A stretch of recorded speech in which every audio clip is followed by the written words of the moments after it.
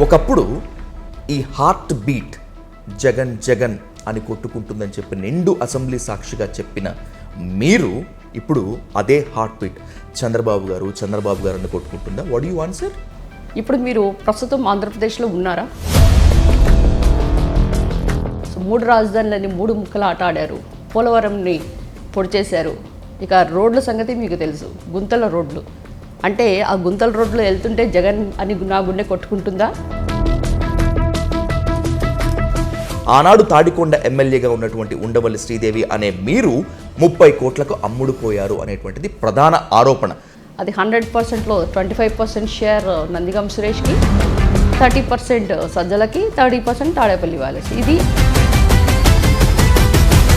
తాడికొండ ఎమ్మెల్యేగా ఉన్నప్పుడు ఉండవల్లి శ్రీదేవి పేకాట క్లబ్బులు నిర్వహించింది, ఇసుకని విపరీతంగా దోచుకుంది. అంటే దోచేదొకడు, పంచుకునేదొకడు, ఎలిగేషన్స్ అక్కడ లోకల్ ఎమ్మెల్యేగా నా మీద వేయటం. వైసీపీ పార్టీ అంటే నియంత పార్టీ.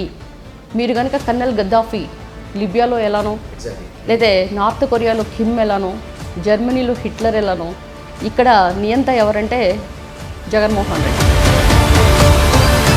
మీకు మీ హస్బెండ్కి మధ్య విపరీతమైన గొడవలు వచ్చాయని, ఆ పంచాయతీని సజ్జల తీర్చారని ఓ రేంజ్లో క్యాంపెయినింగ్ నడిచింది శ్రీదేవి గారు. ఏదో నోరుంది కదా, బూతులు వచ్చు కదా అని అనేసి భాష మాట్లాడటం తప్పితే బూతులు తిట్టుకుంటూ. ఒకటే సామాజిక వర్గం మీరు, పక్కపక్కనే. ఎందుకు మీకు నందిగామ సురేష్కు ఎక్కడ చెడింది అసలు? దందా చెయ్యి, మైన్స్ దోచేసాయి, కంకర కొట్టేసాయి, ఇక్కడ నిధులు ఏమైతేనో గుప్త నిధులు పట్టుకురా. That is his assignment. వాటాలు పంచుకోవటం దగ్గర మీ ఇద్దరికి తేడా వచ్చిందని జగన్మోహన్ రెడ్డి సమక్షంలోనే నందిగామ సురేష్ మీకు వార్నింగ్ ఇచ్చినా కూడా జగన్ సైలెంట్గా ఉన్నారని ఒక talk. MLA sticker with minus MLA power. I will fight for it. I don't lose. I'm a fighter. I'm a trend setter.